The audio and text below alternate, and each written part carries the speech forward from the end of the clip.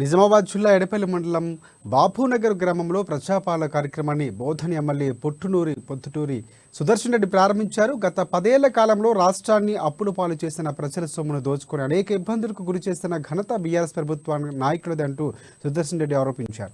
Current గురించి మాట్లాడే అర్హత ఎమ్మెల్సీ కవితకు లేదని చెప్పారు. సిగ్గు లేకుండా ఉచిత సలహాలు ఇవ్వటం మానుకుని ప్రజలకు ఉపయోగపడే సలహాలు ఇవ్వాలని సుదర్శన్ రెడ్డి సూచించారు.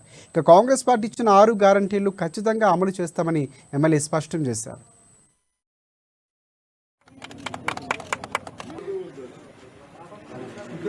కరెంటు బిల్ నీకు కాదమ్మా, గరీబులకు ఇస్తున్నాం, నీతో చెప్పించుకునే అవసరం మళ్ళీ కాంగ్రెస్ పార్టీ. మీరు సిగ్గు లేకుండా నా గరీబుల డబ్బులు నిన్ననే మా రేవంత్ రెడ్డి గారు చెప్పారు. మీరు మీ ప్రభుత్వం వస్తుందని 60-70 కోట్లతో కార్లు కూడా పెద్ద పెద్ద కార్లు కొని అలా పెట్టుకున్నారు విజయవాడలో. మీరా మాకు చెప్పడానికి? మాకు మీ సలహాలు అవసరం లేదు.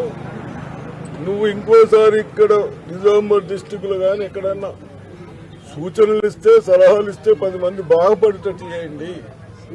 మా గురించి మీరు 10 సంవత్సరాలు చేసినా మేము ఏమనకుండా ఏం చేస్తారో చూద్దాం, ప్రజలే వ్యతిరేకులు అవుతారన్న ఉద్దేశంతో ఉన్నాం. ఇప్పటికైనా నిన్ననే కవిత చూసి ఎక్కడో సిరికొండలో మాట్లాడుతూ ఉన్నది.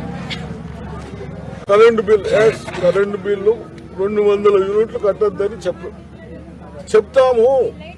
దాని గురించే ఇవన్నీ చేస్తా ఉన్నాము. కవితమ్మ, నువ్వు తొందరపడకు.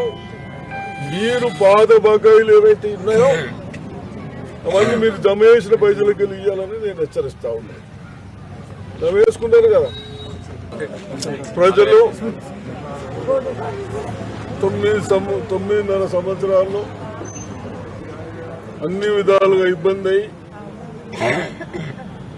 ప్రజలను బేస్లుగా ఒక్కొక్కటి ఏ విధంగా మనం చేయగలుగుతాం అన్న ఉద్దేశంతో మొట్టమొదట అంత చిన్న